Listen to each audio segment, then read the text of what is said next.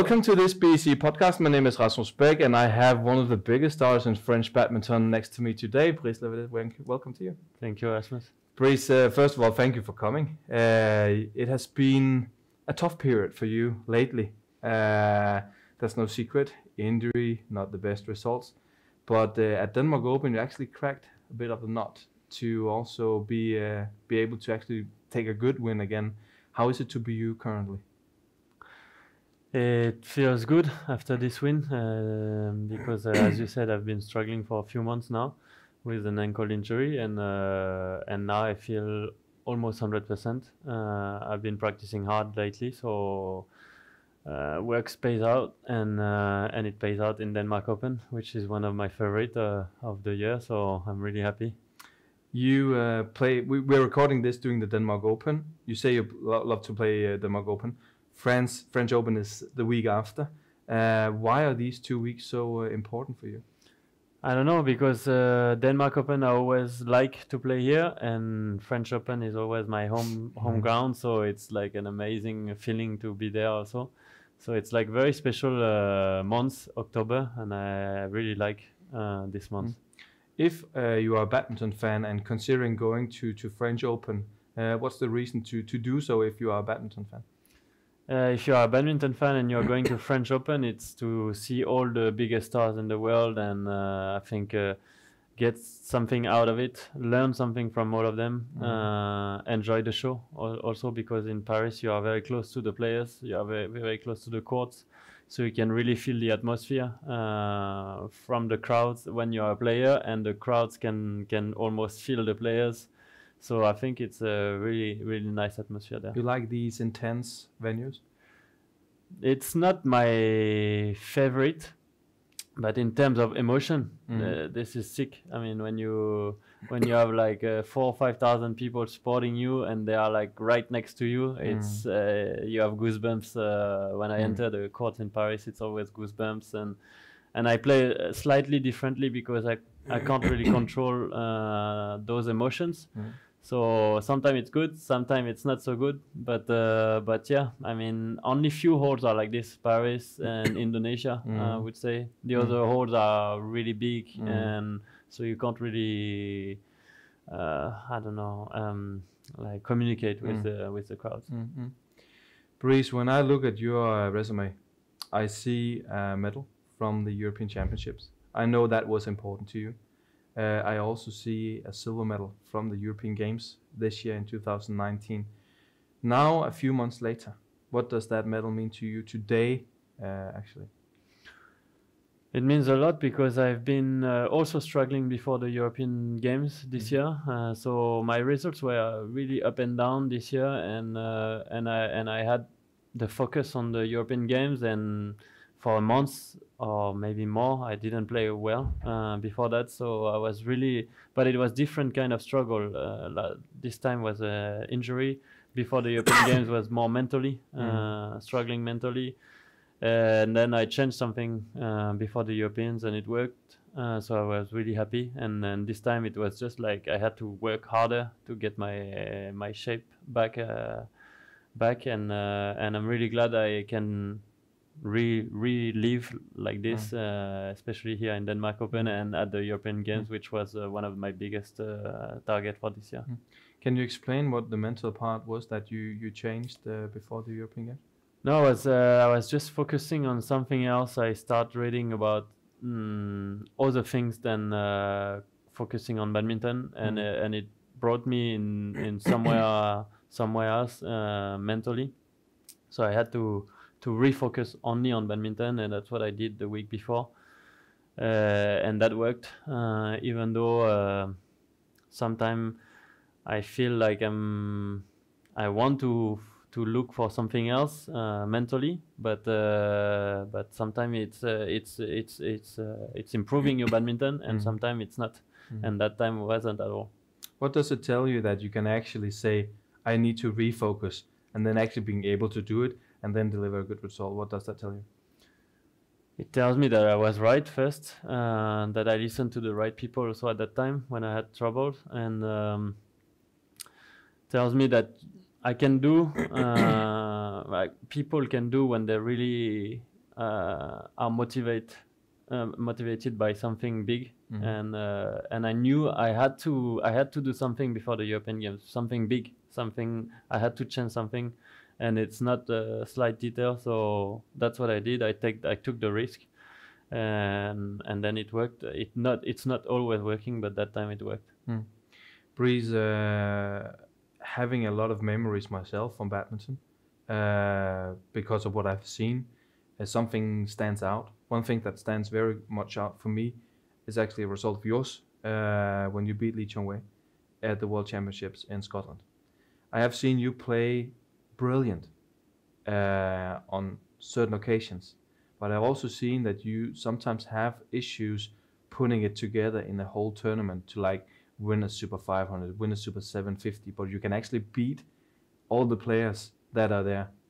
Why has it been so challenging for you to actually make consistency throughout a full tournament when you have seen yourself that you can beat, for instance, Lee Chong-wei at his prime, because it was not on his bad day, it was actually on a very good day of his?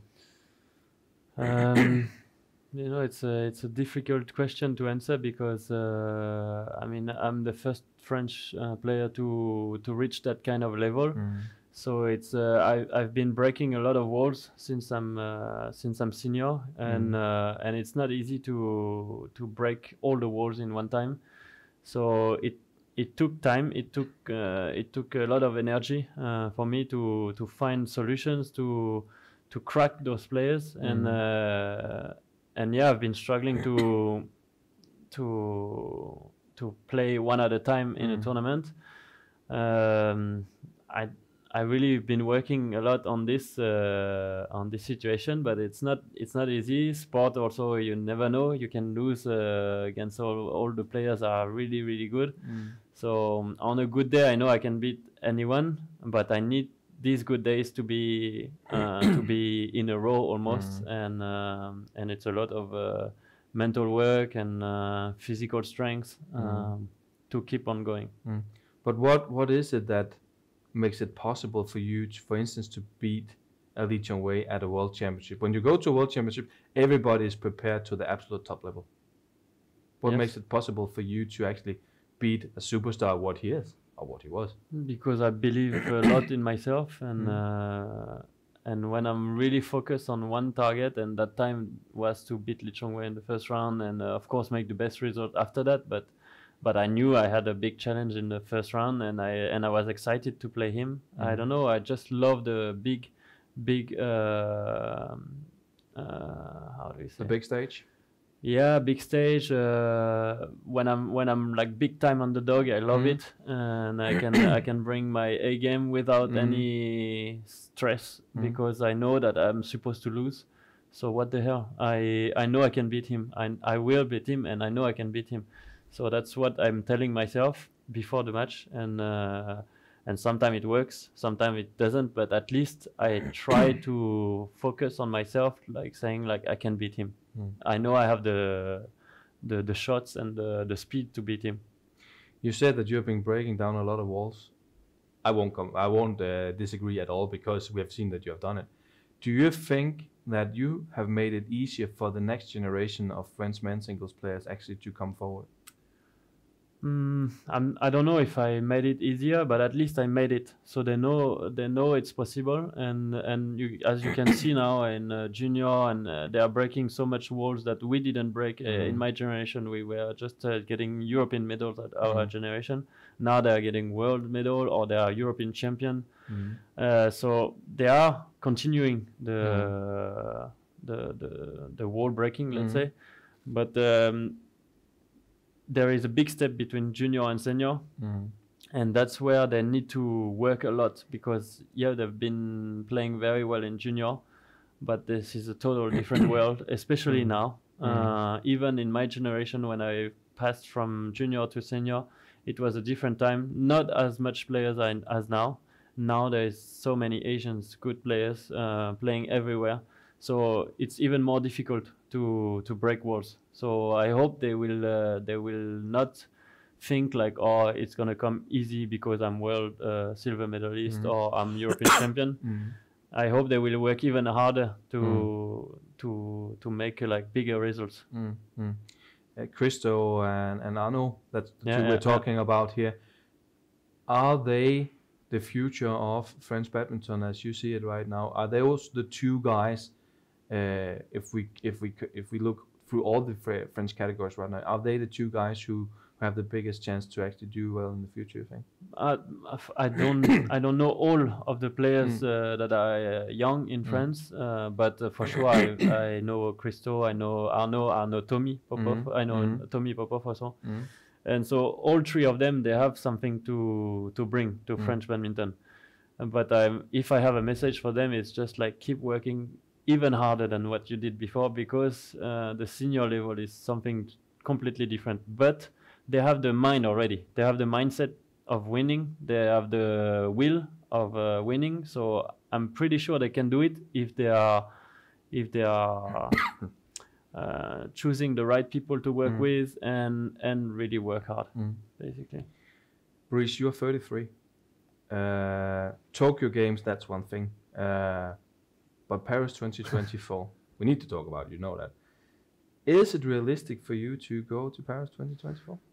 I don't know. I mean, for the moment, I don't think about Paris 2024, especially in single, because single is such a hard draw, physically speaking, and emotionally, of course. But first, I will focus on Tokyo, and I'll see how it goes, because 4 years it looks quite long. When you look at it on the calendar, but actually it goes so fast. Like I felt like Rio was yesterday. So I don't know. I'll see how I feel, and if I keep enjoying playing, enjoying practicing, especially, that's the most difficult part of badminton. This is practice. When you are in tournaments here, it's always amazing because we love to play. So I'll see after Tokyo. Yeah. But I've also seen you playing men's doubles, Yes. and now you also say in singles. Does that mean there's also a door opening for doubles categories? There is actually. Why? Because I love doubles, and I've been. I never really played doubles in my career. I just play single, but this is a game I love, and why not?